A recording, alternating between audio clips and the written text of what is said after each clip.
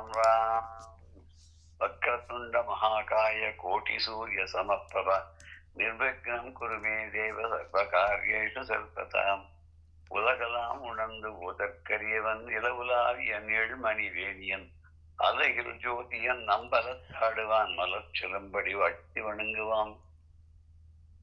கணபதியை துதிச்சு நம்ம அப்படியே ஆரம்பிக்கிறோம். ஏன்னா நிர்விக்னம் குருமே தேவ சர்வகாரியேஷு சர்வதா, எல்லா காரியங்கள்லயும் எனக்கு நிர்விக்னமா இருக்கட்டும் அப்படின்ற மாதிரி அவரை வேண்டிக்கிறோம்னா, இப்பெல்லாம் எப்ப என்ன ஆரம்பிக்கும் போது என்ன விதமான இடைஞ்சல் வரும், யாரு மூலமா வரும், எங்கேருந்து வரும் ஒண்ணுமே தெரிய மாட்டேங்குது.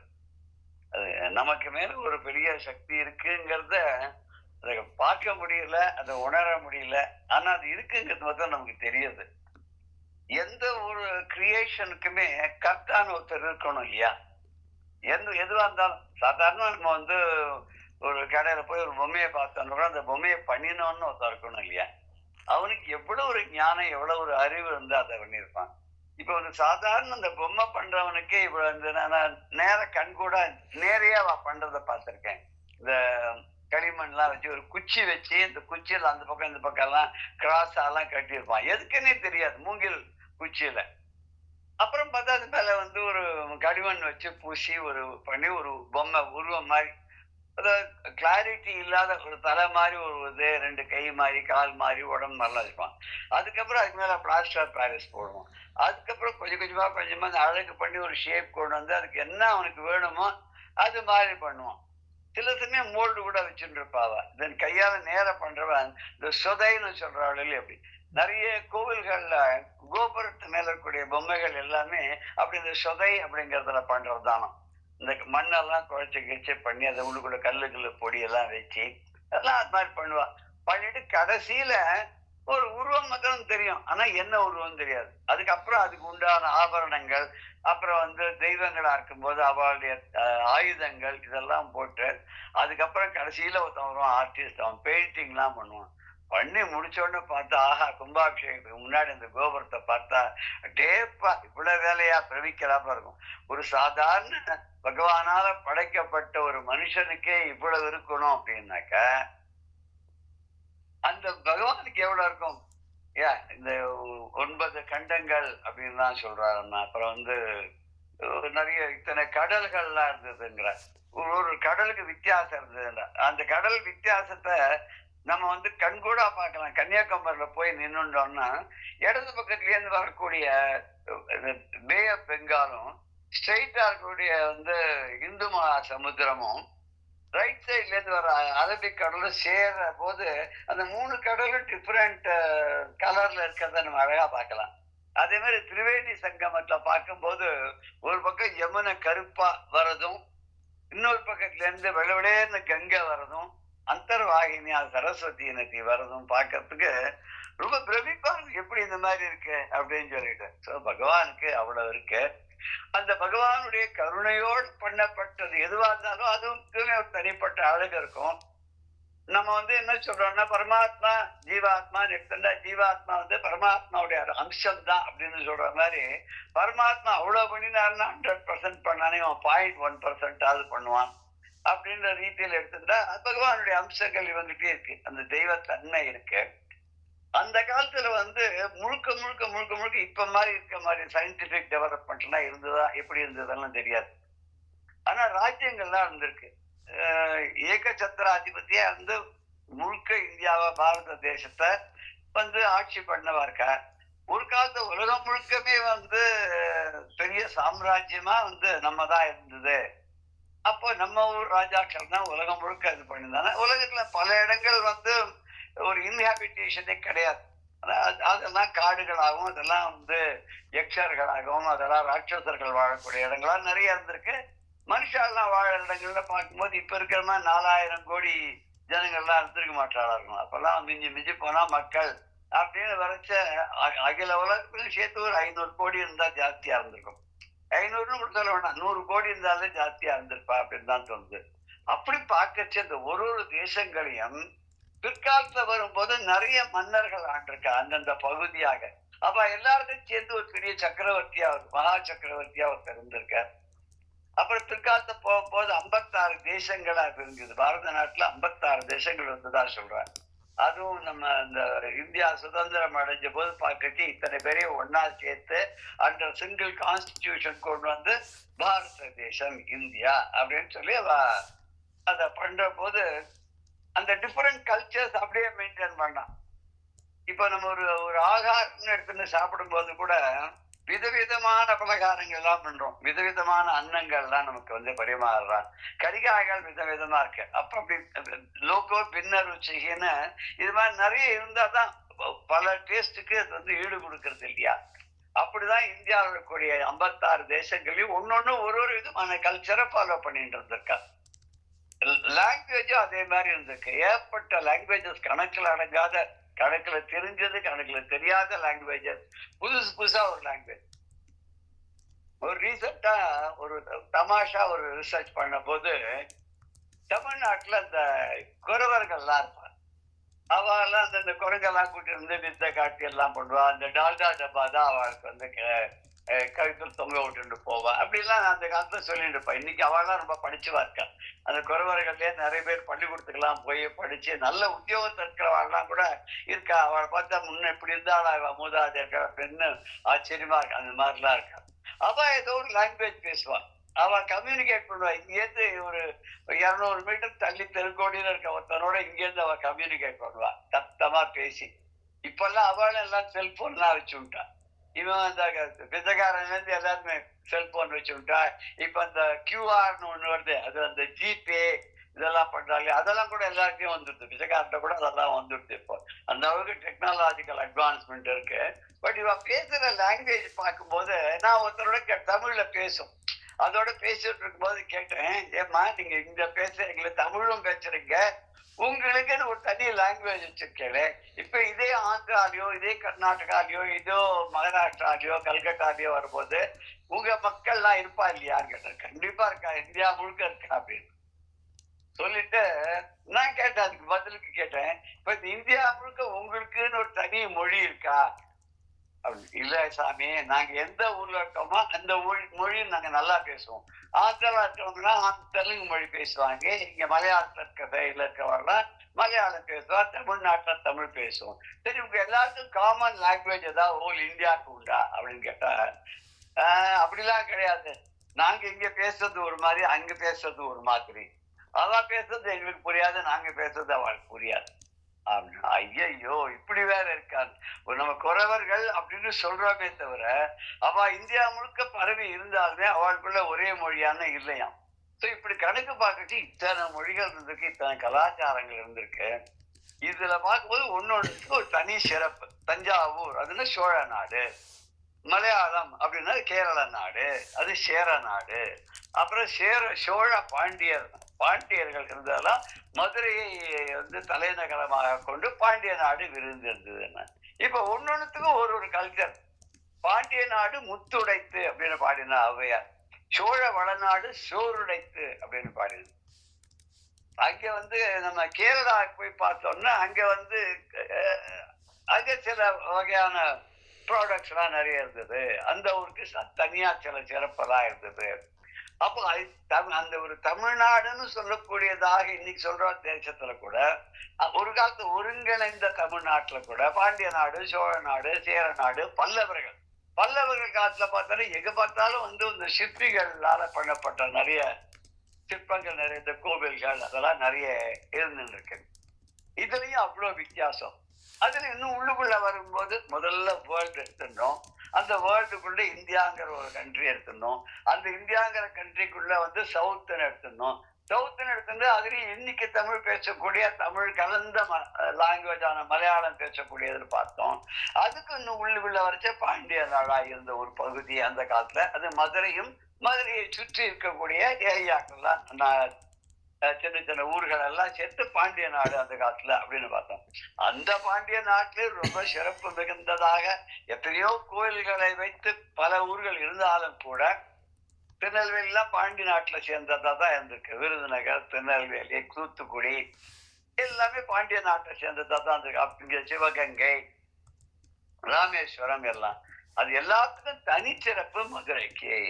அந்த மதுரையம்பதியிலையும் பார்த்தா மதுரைங்கக்கூடிய கோவிலை சுத்தி அந்த மீனாட்சி அம்மன் கோவில் சுத்தி நிறைய மாட வீதிகள், அதுக்கப்புறம் புறநகர், அகநகர், புறநகர். இதுல இங்க ரொம்ப அழகா பரஞ்சோதி மையம் சொல்லிட்டு வரும்போது முதல்ல பாண்டி நாடு மதுரைக்கு வெளியில இருக்கிற பகுதியெல்லாம் புறநகர், வெளியில புறத்தே இருக்கிறது புறநகர், வெளியில இருக்கிறது. அது வந்து ஒதுக்கி தனிப்பட்டு இருக்கு. இப்ப ராஜாவுடைய அரண்மனை, ஆனா அதுல வந்து அந்த புறம் அது வந்து உள்ளுக்குள்ள இருக்கு. அந்த உள்ளுக்குள்ள அந்த புறம் உள்ளுக்குள்ள தள்ளி இருக்கு அது அந்த புறம்.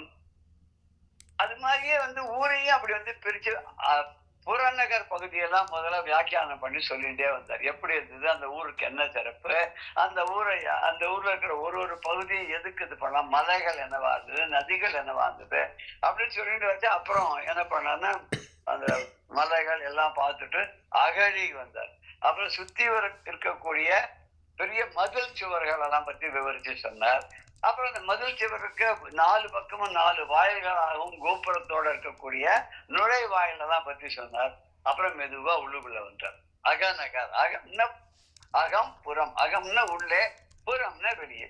இவ உள்ளுக்குள்ள வந்தார். உள்ளுக்குள்ள வந்தோடனே பொதுவா அந்த மதுரைக்குள்ள இருக்கக்கூடிய அந்த வீதிகள் தான் எப்படி இருந்தது அப்படின்னு அதனுடைய சிறப்பெல்லாம் ரொம்ப அழகா சொல்லிட்டு வந்தார்.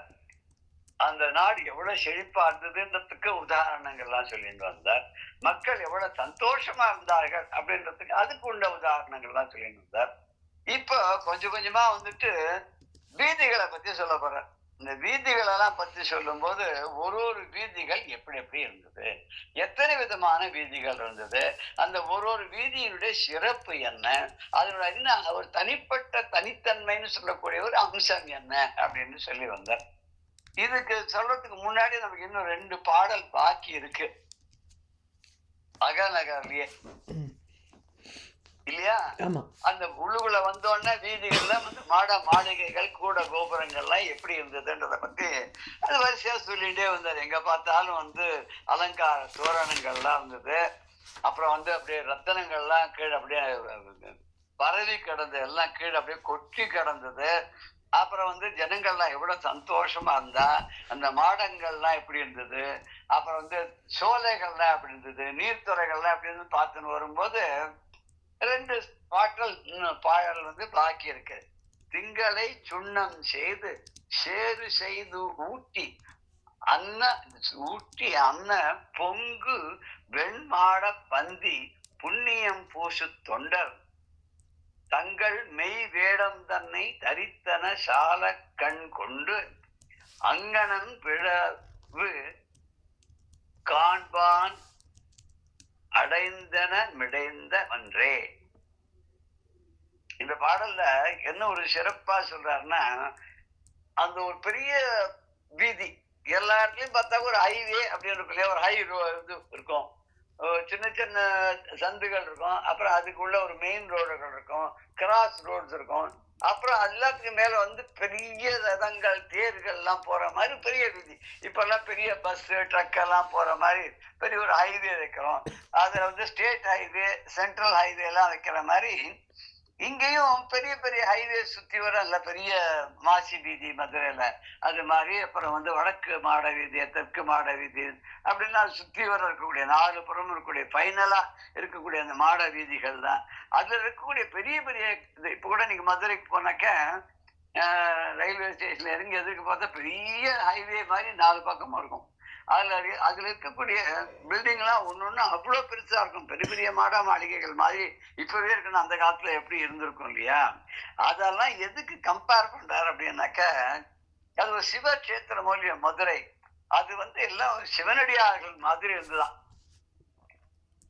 இங்க பார்க்கும்போது ஒரு அந்த பில்டிங்கும் பார்க்கும்போது ரொம்ப அது வந்து சந்திரகாந்த கல்னால அது வந்து இழைச்சி கட்டிருக்கா. நவரத்னங்களையும் அதுல வந்து அங்கங்க பதிச்சிருக்கா.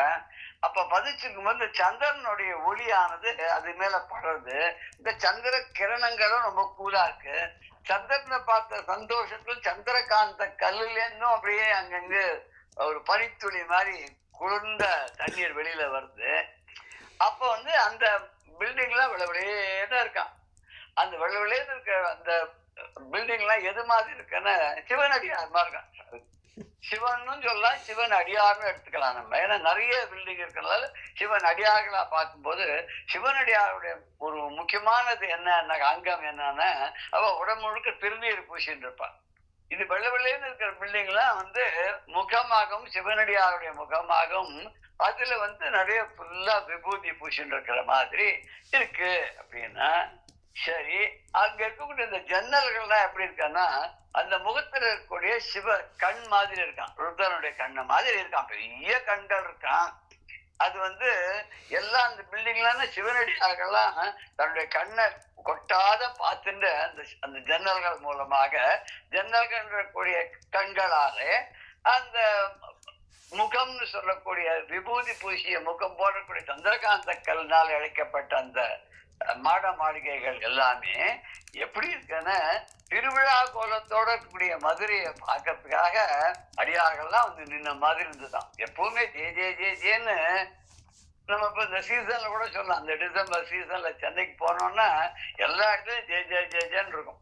கிட்டத்தட்ட ஒரு 200 இன்ஸ்டிடியூஷன்ஸ்ல கச்சேரிகள்லாம் நடந்துருக்கும். ஊரே அப்படியே திருவிழா கோலமா அப்படியே மக்களமா பார்க்கறதுக்கு நல்லா இருக்கும்.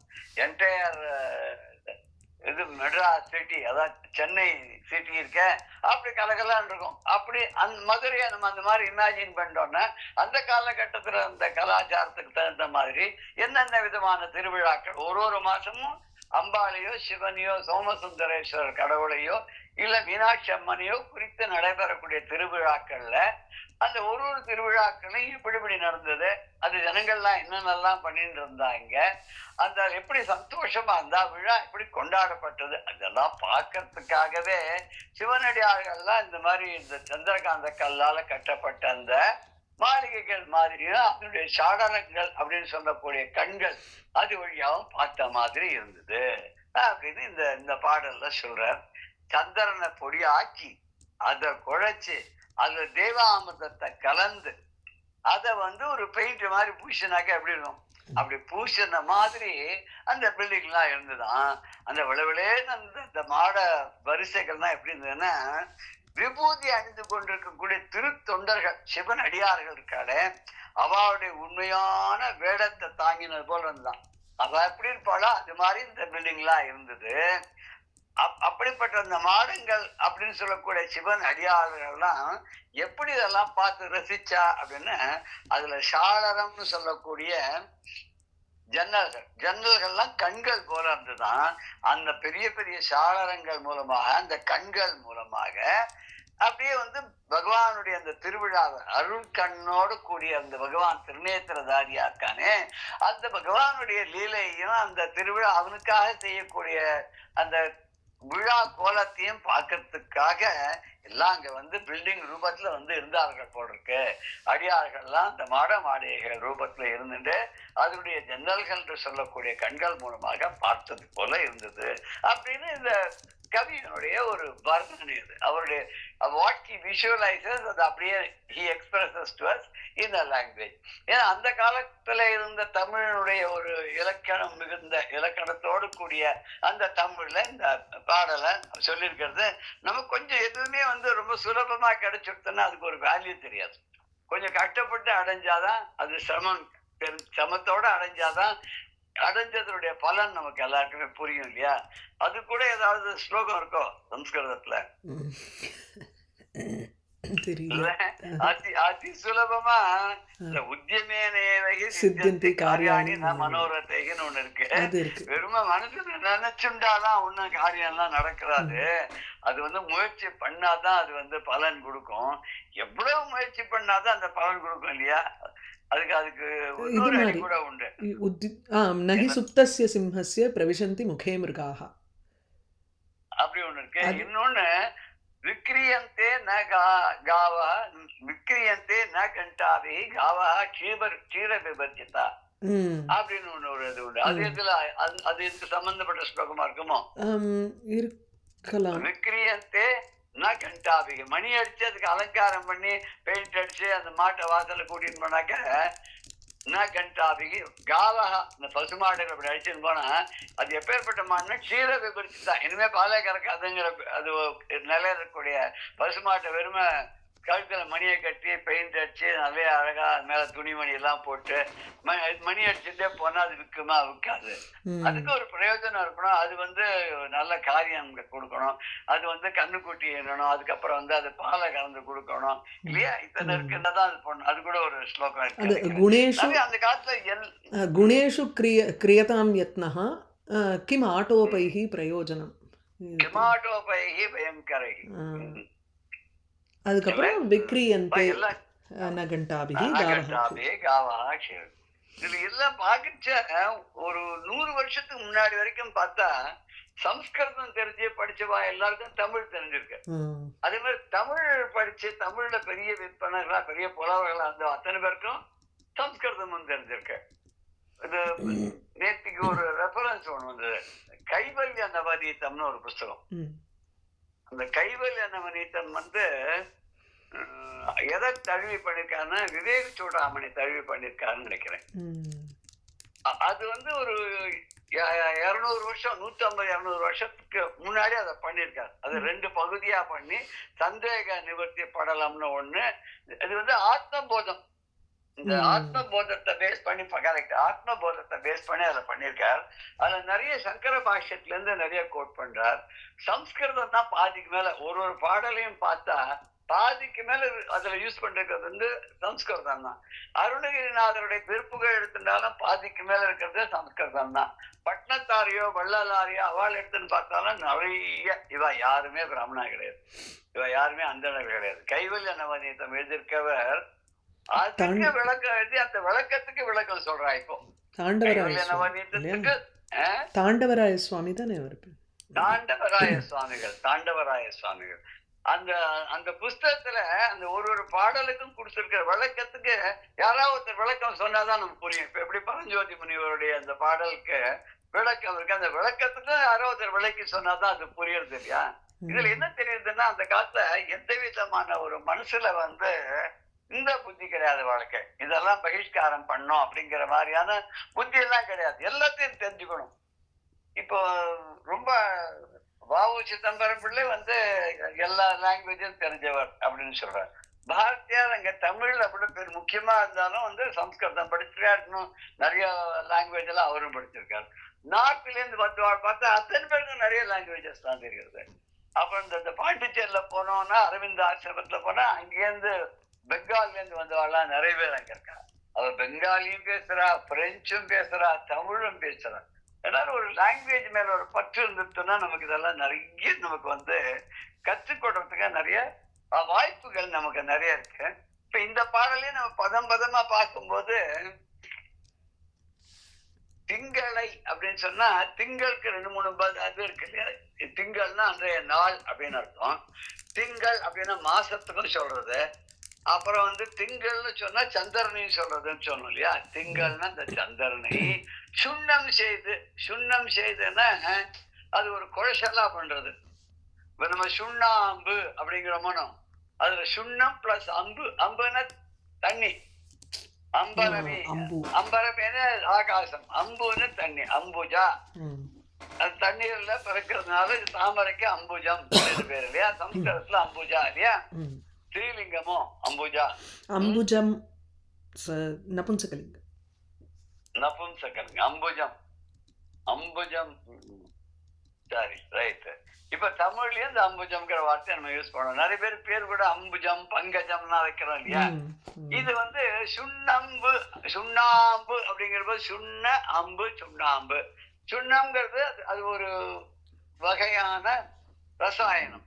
அதுல தண்ணி சேர்த்து குழைக்கிற அப்ப சுண்ணாம்பாது. இங்க சுண்ணம் செய்து அப்படின்னு சொன்னா அதை குழைச்சு அதை ஒரு மாதிரி ஒரு செமி சாலிடா அதை பண்ணி சேறு செய்து அடுத்ததாவே சொல்ற அதை சேராக குழைத்து. இப்ப சந்தனத்தை கூட என்ன பண்ணோம்னா இப்ப எல்லாம் பொடியா வருது. சந்தனத்தை அரைச்சி அதை காய வச்சு அதை பொடி பண்ணி அதை சன்னமா அது வருது இல்லையா? அது அப்புறம் நம்ம எப்ப தேவையோ அப்ப பன்னீரோ அத்தரோ இல்லைன்னா நீரோ விட்டு குழைச்சு கரைசலா பண்றோம். கரைசலா பண்ற போது என்ன ஆகுது, அது ஒரு ஷேரு மாதிரி இருக்குங்கிற. ஷேருங்கிறது சாதாரணமா எப்போ யூஸ் பண்ணுவான்னாக்கா மழை பெஞ்சா வாசல்ல பொடி மண்ணோட மழை பெஞ்ச தண்ணி கலந்து குழ குழ குழன்னு காலை வச்சா வழுக்கி விட்டுடும் நம்மள. அதுக்கு சேருன்னு சொல்லுவாங்க. கிட்டத்தட்ட எல்லாம் எந்த குழைச்சலுக்குமே இப்படி குழைச்சு வச்சிருக்கிற எல்லாத்துக்கும் சேரு போல குழைஞ்சிருக்கும். அதை எடுத்து என்னன்னா ஊட்டி அண்ணன், அதை ஊட்டி அண்ணா போல அண்ணன்னா இது போல அது செஞ்ச மாதிரி அன்னவர்க்கே அப்படிப்பட்டவர்க்கே சரண் நாங்களே சொல்ல முடியும். உலகெல்லாம் உணர்ந்து உதற்கரியன்னு உலகம் யாவையும் தாமுளவாக்கலும் நிலை வெறுத்தலும் நீக்கலும் நீங்களா அலைகளா விளையாட்டுடையார். இத்தனையும் பண்ணக்கூடிய படைத்தல் காத்தல் அழித்தல் மூணையும் பண்ணக்கூடிய ஒரு விளையாட்டுடையார் அவர் தலைவர். அலைகளா விளையாட்டுன ஒரு அவிச்சின்னமாக இருக்கக்கூடிய அந்த விளையாட்டுகளை லீலா வினோதமா பண்ணிட்டு இருக்காரு. அவர் தான் தலைவர். அவர் அன்னவர்க்கு இப்படிப்பட்ட அந்த தலைவருக்கு அப்படின்ற மாதிரி இங்க ஊட்டி என்னன்னா ஊட்டினார் போல அப்படின்னு ஊட்டுறதுன்னு இங்க என்னன்னா அந்த குழைச்சல் இருக்கு இல்லையா, அதெல்லாம் பூசியிருக்கா. எப்படி பூசியிருக்கா அந்தந்த ஒரு ஒரு மாளிகைக்கும் இந்த சந்திரனையே பொடியாக்கி அதை ஒரு சேர் மாதிரி பண்ணி அதையே பூசின மாதிரி இருக்கான் அந்த மாளிகைகள். அந்த மாளிகைகள்லாம் இதுல பண்ணிருக்கா அப்படின்னு சொன்னா அதெல்லாம் சந்திரகாந்த கல்ல பண்ணிருக்கா அப்படின்னு ஏற்கனவே நம்ம பார்த்தோம். இது வெள் மாட பந்தி. பொங்கு அப்படின்னா விளங்குகின்ற, பொங்குகின்றனா விளங்குகின்ற, இப்படி படபட படலான்னு இருக்கு. இந்த சந்திரனையே குழைச்சு பூசின அது அந்த மாதிரி ஒரு பிரகாசமா இருக்கு. அது மேல சந்திரனுடைய ஒளியோ இல்லைன்னா அது மேல சூரியனுடைய ஒளியோ படும்போது அந்த பிரகாசம் கம்பேர் பண்ண முடியாத அளவுக்கு இருக்கு. அப்படின்னா அப்பேற்பட்டது எவ்வளவு இருக்குன்னா வெள் மாட பந்தி. வெள் மாட பந்தின்னு பொங்கு வெண் மாட பந்தி இருக்குல்ல, அதை பொங்கு வெண் மாடம்ங்கிறத வெள் மாடம் பிரிச்சு அவர் சொல்லியிருக்காருங்க. வெள் மாட பந்தி. பந்தின்னா வரிசைன்னு அர்த்தம். இப்ப நம்ம அந்த பந்திங்கிற வார்த்தை எங்க யூஸ் பண்ணுவோம் சாதாரணமா? சாப்பாடு போடுற இடத்துல பந்தி. ஆமா, இது முதல் பந்தி சார், இப்ப 2ஆம் பந்தி ஆயிருக்கு, அடுத்த 5ல ஒரு 10 நிமிஷம் வெயிட் பண்ணுங்க அப்படிங்கிற அது பந்தி. சம்ஸ்கிருதத்துல பங்கில த்விஜபக்தி துவயோஜ்வலா இல்லையா? சுத்த வித்யாங்குராகார த்விஜபக்தி துவயோஜ்வலா. அது மாதிரி இந்த பங்கிங்கிறது தான் தமிழ்ல பந்தி அப்படின்னு. நிறைய வார்த்தைகள் அப்படிதான் திரிஞ்சு வந்திருக்கு. அந்த காலத்துல ஒரு பேதம் இல்லாத உபயோகப்படுத்தினால இப்ப தமிழ் வார்த்தைகள்ல கூட சில பிற மொழிகள்ல தமிழ் வார்த்தைகளை திருத்தி உபயோகப்படுத்துற இருக்கு. ஒரு எந்த அளவுக்கு எனக்கு தெரியல, ஒருத்தர் சொல்லியிருக்காரு எனக்கு, ரைஸ் அப்படிங்கிறது அரிசி அப்படிங்கறதுல தான் ரைஸ் வந்தது அப்படின்னு சொல்றாரு. அது மாதிரி நம்ம கட்டு மரம் அப்படின்னு ஷெப்பர்டவர்கள்லாம் யூஸ் பண்ணுவோம். நிறைய கட்டைகள்லாம் ஒன்னா கட்டி மதக்க விட்டா அது மேல அப்படி போவாங்க. பக்கத்துல ரொம்ப அருகாமையா இருக்கிறதுல மீன் பிடிக்கிறதுக்கு அவ பிள்ளைகள் எல்லாம் பழக்கப்படுத்துவார். அது கட்டு மரம், அதுதான் கட்ட மரம் அப்படின்னு ஏதோ ஒரு இங்கிலீஷ்ல ஒரு வார்த்தை இருக்கு. அதே மாதிரி ஜெகநாதருடைய தேர் சம்ஸ்கிருத, அது ஜெகநாதருடைய தேர் தான் பூரி ஜெகநாதருடைய தேர். அந்த தேர் வர அந்த ஒரு இதுக்கு ஜாகர்நாத் பேர் சொல்லுவாங்க இங்கிலீஷ்ல. இது மாதிரி நிறைய லாங்குவேஜ் இருக்கு. இங்கிலீஷே ஆக்சுவலா பல மொழிகள்ல இருந்து பல வார்த்தைகளை அடாப்ட் பண்ணிட்டு இருக்கனால தான் இவ்வளவு ரிச் லாங்குவேஜா அகில உலகத்திலையும் அது பேசப்படுது. இங்க பந்திங்கிறதும் பங்கிங்கிறதும் ஒண்ணுதான். பந்தினா மாடப்பந்தி, வெண் மாடப்பந்தினா வெள்ளவெளையன்னு வெள்ளி மாதிரி பிரகாசமாக இருக்கக்கூடிய அந்த மாடங்களுடைய வரிசைகள். அது எப்படி இருக்கு? புண்ணியம் பூசும். புண்ணியம் பூசும் அப்படின்னாக்க இந்த 2வது லைன்ல கடைசியில் வருது. புண்ணியம் பூசும்னா புண்ணியத்தை பூசிக்கொண்ட. அது என்ன புண்ணியம்? மந்திரமாவது நீர், மதிக்கப்பெறுவது நீர், சுந்தரமாவது நீர், துதிக்கப்பெறுவது நீர் அப்படின்னு நம்ம திருநீற்று பதிகத்துல சொல்றாருயா, ஞான சம்பந்தர் சொல்றாருயா. அது மாதிரி அப்பேற்பட்ட அந்த புனிதமான அந்த திருநீர் இருக்க, அதுதான் புண்ணியம். அதை பூசிக்கிறது ஒரு புண்ணியம், புண்ணியத்தினுடைய ஒரு அடையாளம். ஏதோ புண்ணியம் படுத்தாதான் நம்ம விபூதியெல்லாம் எடுத்து பூசிக்கணும்னு தோணும், இல்லைன்னா தோணாது இல்லையா? ஒருத்தர் கூட யாரோ ஒருத்தர் கிண்டலா ஒரு நாத்திகர் போறீங்க பாரியார் சுவாமி கிட்ட போய் கேட்டான், என்ன இப்படி உடம்பெல்லாம் வெள்ளை அடிச்சுட்டு இருக்கீங்க அப்படின்னு. அவர் பதில் சொன்னாராம், ஆமா எங்க நல்ல வீட்டுக்கு தான் வெள்ளை அடிப்பாங்க, நான் என்னோட வீட்டுக்கு இந்த உடம்புங்கக்கூடிய வீட்டுக்கு நான் விபூதியா வெள்ளையா அடிச்சிருக்கேன். இந்த மாதிரி நல்ல வீட்டுக்கு தான் பெயிண்ட் அடிப்பாங்க, நல்ல உடம்புக்கு தான் திருநீர் பூசுவாங்க. பின் என்ன குட்டிச்சவருக்கா பூசுவான்னு கேட்டாராம். அது மாதிரி இது புண்ணியம் செஞ்சிருந்தாதான் அதுக்கு ஒரு வாய்ப்பு கிடைக்கும். அந்த புண்ணியத்தினால செய்த புண்ணியத்தினாலே உடலெல்லாம் எப்படி விபூதியை பூசி கொண்டிருக்கக்கூடிய மெய் அடியார்கள் இருக்காளோ அது மாதிரி தொண்டர்கள், திருநீர் அணிந்த தொண்டர் தங்கள் அந்த அடியார்கள் நாற்காலே அவளுடைய மெய் வேடம் தன்னை, அவளுடைய உண்மையான சொரூபம், உண்மையான வேடம் என்ன? அவ எப்போ இந்த ஜடா முடியோடு இருப்பா. அப்புறம் நெத்தியில உடம்பு முழுக்க விபூதி பூசின்னு இருப்பா. இடுப்புல ஒரே ஒரு காவி கலர் ஒரு துண்டு கட்டின்னு இருப்பா. அவ பாட்டு காலில் செருப்பு கூட இருக்காது. எல்லாம் ஊர் ஊரா நடந்தே போயிட்டு அந்தந்த ஊர்ல என்ன கிடைக்கிறதோ அதை சாப்பிட்டுட்டு சத்ரா போஜனா மட்டா நித்ரான்னு சொல்லுவாங்க. அந்த காலத்துல ஏதோ சத்திரத்தை சாப்பிட வேண்டியது, ஏதோ மடத்துல படுத்துக்க வேண்டியது. அந்த காலத்துல அங்கங்க இந்த மாதிரி சத்திரங்கள் ராஜாக்கெல்லாம் கட்டி போட்டுப்பாங்க வழிபோக்கர்கள்லாம் தங்கறதுக்காக. அங்கங்க ஒரு இடத்துல சாப்பாடு சத்திரத்துல எல்லாம் போடுவாங்க. வரவாத்தனை பேருக்கு 24 மணி நேரமும் அந்தந்த வேலைக்கு என்ன ஆகாரம் கொடுக்கணுமோ அந்த ஆகாரத்தெல்லாம் குடிக்கக்கூடிய அளவுக்கு செழிப்பான பூமியா நம்முடைய பாரத நாடு இருந்திருக்கு. அங்க தன்னுடைய உண்மையான வேஷத்தை தரித்தன அப்படியே சிவனடியார்கள் எப்படி தன்னுடைய வேஷத்தை போட்டு இருப்பார்களோ, இடுப்புல ஒரு ஆரஞ்சு கலர்ல ஒரு துண்டை கட்டிண்டு உடம்பு முழுக்க விபூதி பூசிண்டு படபட கூரிய கண்கள், அவ கண்கள்ல ஒரு தேஜஸ் இருக்குமா. அது மாதிரி இந்த மாடங்கள்லாம் விளவிலேன்னு அந்த சந்திரனையே பொடியாக்கி அமிர்தத்துல குழைச்சு அதை பூசின மாதிரியும் அதுல இருக்கக்கூடிய சாளரங்கள் கண்கள் போலையும் தெரிஞ்சுது. அது எப்படி இருக்கு அப்படின்னாக்க, அங்கணன் அழகிய கண்ணே உடைய இறைவன். அம்ன அழகான கண்ண கண்கள், அந்த கண் அழகான கண்களை உடையவன் அங்கண்ணன். அங்கணன் கையிலை காக்க அப்படின்னு ஒரு இது கூட இருக்கு, தேவாரம் இது ஒண்ணு கூட இருக்கு, யாரோட ஞாபகம் இருக்கு. அங்கணன் கையிலை காக்கன்னு ஆரம்பிக்கும். கையிலையில காத்து காவல் செய்யக்கூடிய அங்கணன் அந்த அழகிய கண்களை உடைய சிவபெருமானவன் இங்க எங்களையும் காப்பாற்றட்டும்னு அதுல வந்திருக்கும் அந்த பாடல்ல. அப்படி அழகான கண்களை உடைய அந்த பரமேஸ்வரன் இருக்கானே, விழவு காண்பான். விழவு காண்பான்னா அந்த திருவிழாவை காண்பதற்காக அடைந்தன, அடைந்தாற் போல மிடைந்தன, நெருங்கி இருந்தன. அந்த சிவபெருமானுக்காக அப்பப்ப நடக்கூடிய, மீனாட்சி அம்மைக்காக நடக்கக்கூடிய திருவிழாக்களை எல்லாம் கண்டு ரசிப்பதற்காக சிவனடியார்களே அங்கு வந்தது போல இந்த மாடங்கள் இருந்தன. ரொம்ப அழகான புண்ணியம் அப்படின்னு, திருநீருக்கு புண்ணியம் அப்படின்னு ஒரு பேர்.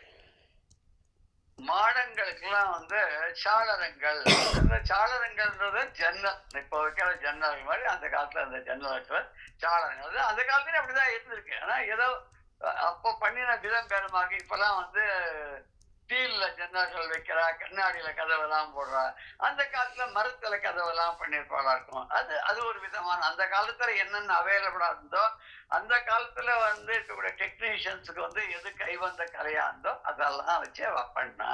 இங்க விழவு காண்பான் அப்படின்னா திருவிழாவை காண்பதற்கு வந்தன அடைந்தன போல விழவு. இதனுடைய ஆப்போசிட் தான் இழவு அப்படின்னு ஒரு வார்த்தை இல்லையா. இழப்பதினாலே வருவது இழவு. இந்த விழவுன்னு விளைவதனாலே வருவது விளைவு. ஒரு சந்தோஷம் மிகுதியாக விளைவதனால அந்த திருவிழால அதுக்கு விழவு, விழா, திருவிழா. அழகான திருன்னு அழகான, செம்மையான, செழுமையான, விழான கொண்டாட்டம். அந்த கொண்டாட்டம் சந்தோஷத்தை கொடுக்கறது. இந்த விழவுன்ற வார்த்தைக்கு எதிர்ப்பதை மாறும்போது துக்கத்தை கொடுக்கறது. அதனால அந்த அப்படிப்பட்ட இடம், அப்படிப்பட்ட வீடு, அங்க போகும்போது கூட துக்கமே நிறைஞ்சிருக்கும். அதுல கூட ஒரு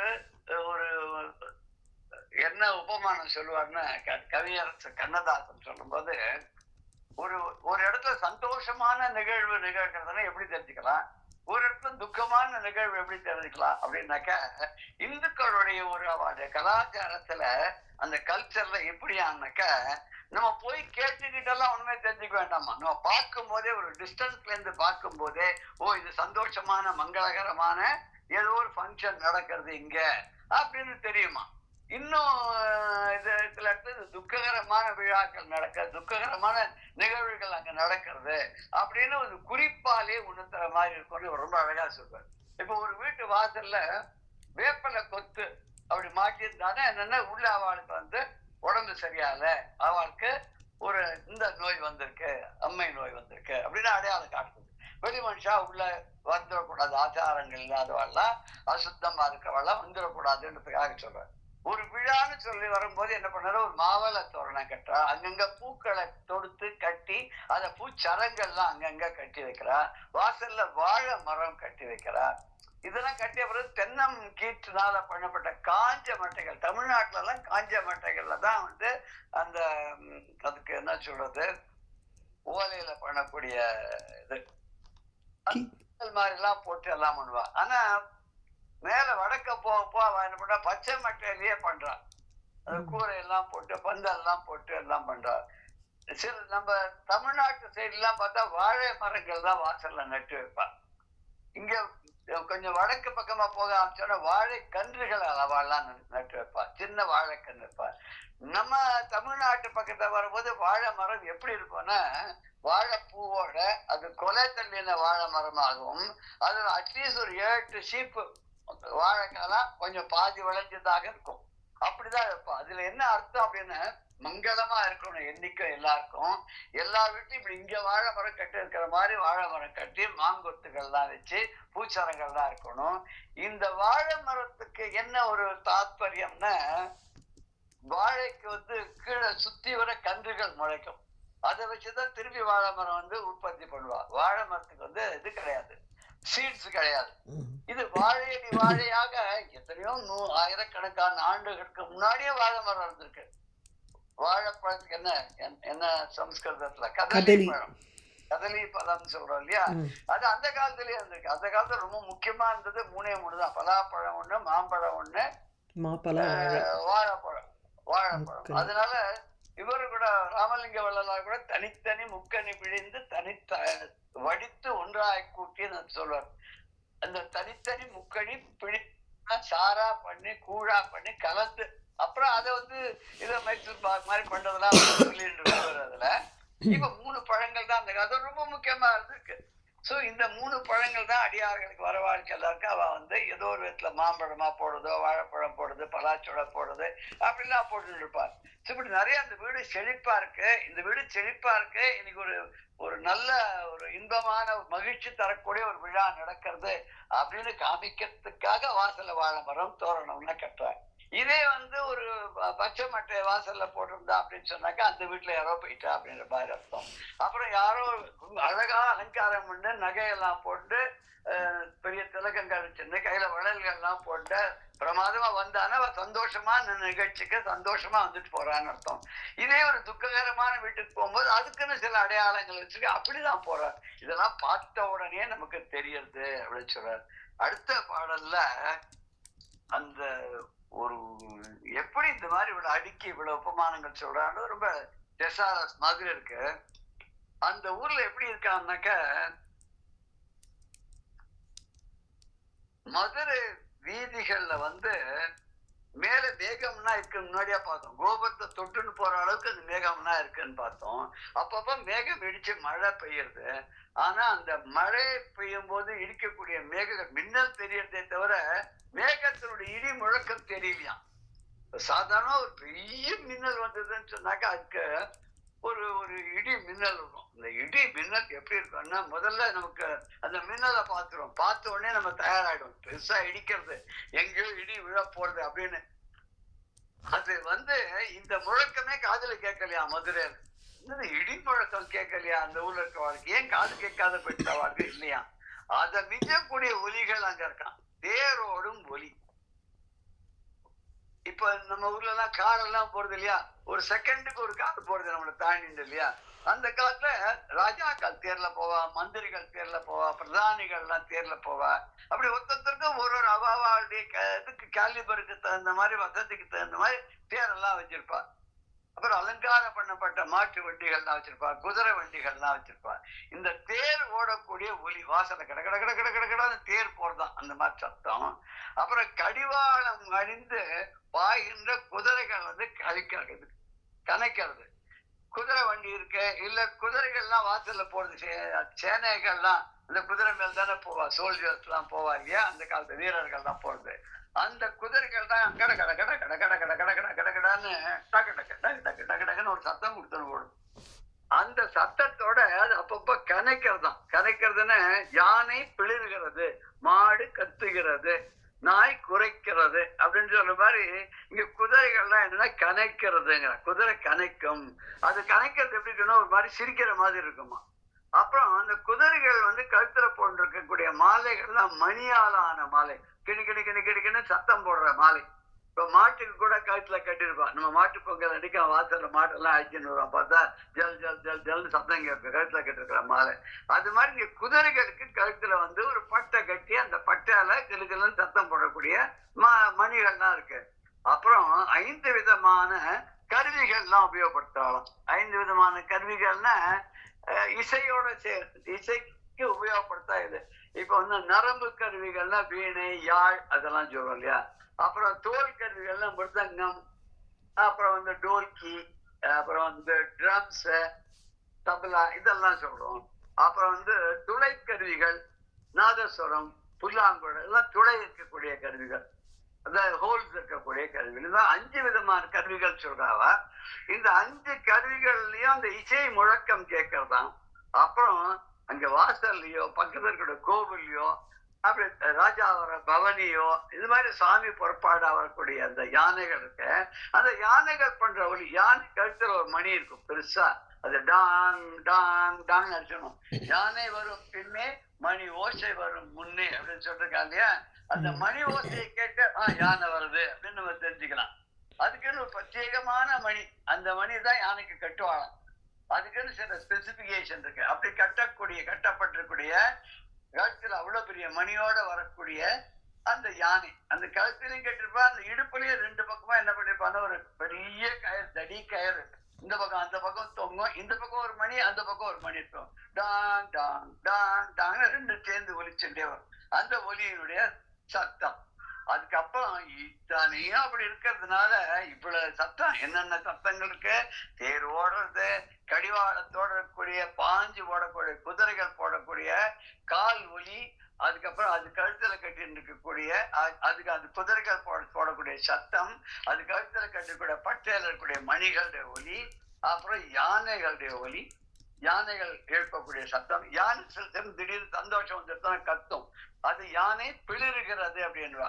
அந்த யானை பிளிருகிறது, சிங்கம் கர்ஜிக்கிறது அப்படின்வா. இப்ப வந்து சிங்கம் மேல உட்கார்ந்து இருக்காரு அரசன், அவன் கர்ஜிக்கிறான்.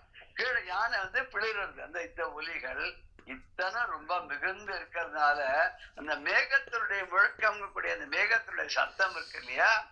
இந்த அழகான மாடங்கள், மணிகள்லாம் நிறைந்த அந்த அழகான மாடங்கள் இருக்க, அப்படி இருக்கக்கூடிய அந்த மதுரை வீதிகள்ல இதுதான் கேட்கறதே தவிர மேல ஆகாசத்துல வரக்கூடிய மேகங்கள் முட்டிக்கொள்வதால் ஏற்படுத்தப்படும் அந்த இடி முழக்கமானது கேட்கறது இல்லை அப்படின்னு சொல்லி சொல்றார்.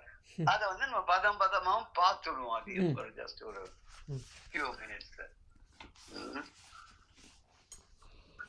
கடிமணி மாடம் அப்படின்னா, கடின வாசனை அப்படின்னு சொல்லலாம், அடர்ந்த அப்படின்னு சொல்லலாம். அடர்ந்த மாடம், மாடங்கள், நிறைய மணிகள்லாம் பதிக்கப்பட்டிருக்கக்கூடிய மாடங்கள். அது கூடற்பதியில், கூடல்னா கடைசியில மாடக்கூடல் இருக்கு, நான் மாடக்கூடல் அப்படின்னு மதுரைக்கு பேர். அந்த கூடல் நகரம், அந்த கூடல் பகுதியில இல்ல 4 மாடங்களும் கூடுவதால கூடல் அப்படின்னு பேர். அந்த பகுதியில அந்த ஊர்ல என்றும்னா எப்பொழுதும் எல்லா நாளுமே தேர் ஒலி, தேர்கள் ஓடுவதனால் ஏற்படக்கூடிய ஒலியும், கலினம் அப்படின்னா கடிவாளத்துக்கு கலினம் அப்படின்னு பேரு. அந்த கலினம் கடிவாளத்தை உடைய மான், பாய்ந்து செல்லக்கூடிய மான்.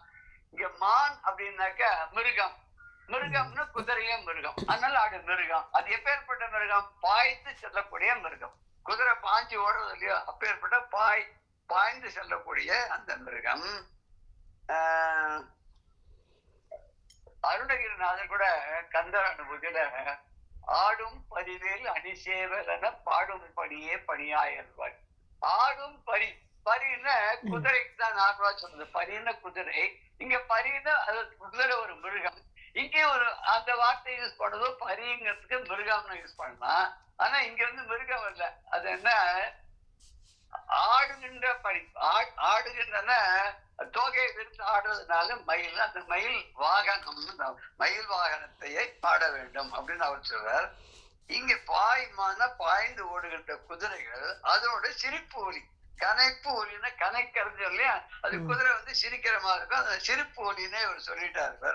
புரவி பூண்டார், அந்த அந்த புரவி பூண்டான இந்த புரவின்னா குதிரை, அந்த குதிரைகள்லாம் பூண்டான அணிந்து கொண்டிருக்கக்கூடிய தார் ஒலி, கிண்கிணி மாலைகள்ல இருந்து வரக்கூடிய தார்னா மாலை, தார் மார்ப வலாரி தலாரி எனும் சூர்மாமடியத்தோடு வேலவன் சொன்ன மாதிரி தார் மார்பனும் மாலையாக கழுத்துல போட்டுக்கொண்டு, இது குதிரைக்கு என்ன மாலை போட்டிருப்பா, இதுக்கு வந்து பட்டையா தோல் ஒரு மாலை போட்டு அதுல அங்கங்க மணிகள்லாம் கட்டி வச்சிருப்பா, அதுல பிக்ஸ் பண்ணி வச்சிருப்பா. அதுக்கப்புறம் வந்து கருவி 5 வகையான இசை முழக்கங்கள் செய்யக்கூடிய கருவிகள், இதுல இருந்து வரக்கூடிய ஒலி. அப்புறம் ஒலி முழங்கு கைமான், அதனுடைய பேரொலி. கைமான் அப்படின்னா மான்னா மிருகம். இது என்ன மிருகம்னா கை உடைய மிருகமா. கை உடைய மிருகம்னா கைகள் அப்படின்னு சொல்லிட்டா நம்ம குரங்குன்னு சொல்லலாம், கபி அப்படின்னு சொல்லலாம். ஏன்னா அது காலாவும் உபயோகப்படுத்திக்கும், அது கையாவும் உபயோகப்படுத்திக்கும், முன்னங்கால்களை இல்லையா. ஆனா கைன்னா ஒற்றைப்படல் சொன்னால ஒரு கை முகம், அதாவது விநாயகருக்கு ஒரு கை முகனே, வேலவனை சொல்லும் போது ஒரு கை முகன் தம்பியே அப்படின்னு சொல்லுவா இல்லையா. அது வந்து ஒரு கை இருக்கக்கூடிய வந்து யானை, யானையுடைய முகத்தொரு கையன் அப்படின்னு முகத்திலே ஒரு கையை உடையவன். அது வந்து முகத்திலே கையாக இருக்கக்கூடிய அந்த யானை இருக்கு, அது முழங்கு கைமான், அது பிளர்கின்றது. இங்க கொடுத்திருக்க அந்த வார்த்தை இல்லையா, பிளர்கின்றது.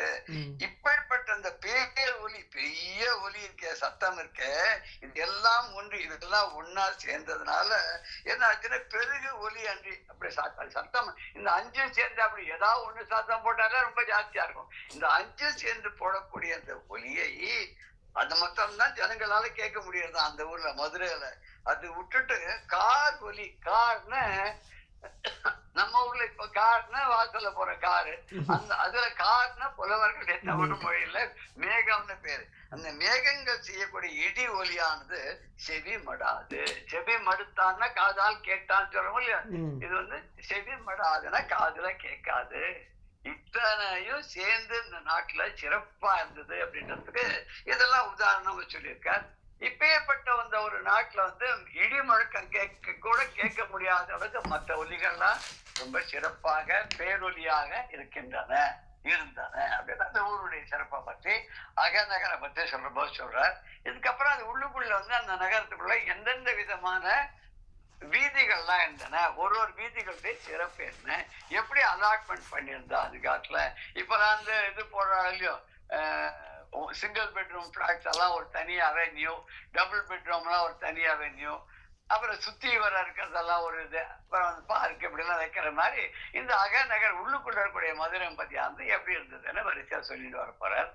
நம்ம வந்து என்னென்னலாம் சொல்லுவார் அப்படின்னு பார்த்தா, தனியா வேளாளர்களுக்காக, அவளுக்கு வணிகர்களுக்காக ஒரு தனியா, ராஜா போய் வரத்துக்காக ஒரு தனி ரோடு, அப்புறம் மறையவர்கள் வேதம் சொல்லக்கூடிய அந்தணர்கள்லாம் வசிக்கக்கூடிய ஒரு வீதி, அப்புறம் ஆதி செய்வர்கள் சொல்லக்கூடிய